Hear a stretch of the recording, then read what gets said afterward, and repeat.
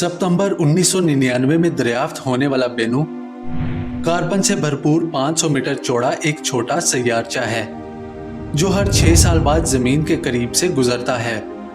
साइंसदान इस चट्टान के बारे में मजीद जानना चाहते हैं क्योंकि अगले 200 सालों में इसके हमारी जमीन से टकराने के इम्कानात मौजूद हैं।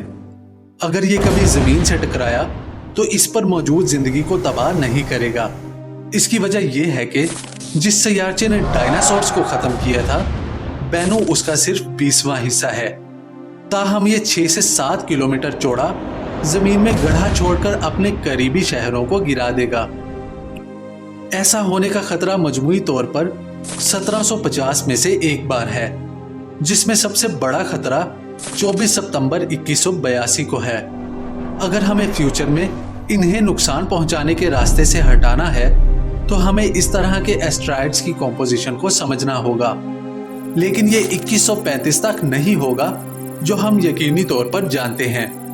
हो सकता है कि इससे पहले सूरज से खारिज होने वाली शमसी हवा इस सैयारचे की ऑर्बिट को खुद ही तब्दील कर दे। अगर 2135 में चीजें जमीन के लिए अच्छी नहीं लगती हैं तो साइंसदानों के पास इस एस्ट्रॉयड को हटाने के लिए सिर्फ 50 साल से कम का वक्त होगा। 2022 में नासा ने डार्ट मिशन के अंदर इस तरह के कारनामे को कामयाबी से आजमाया था, जिसमें डाइमोर्फोस नामी एक सैयारचे के चांद से खलाई जहाज को टकराकर इसके ऑर्बिट को तब्दील किया गया था। लिहाजा हमें बेनू के बारे में खौफजदा होने की जरूरत बिल्कुल भी नहीं है।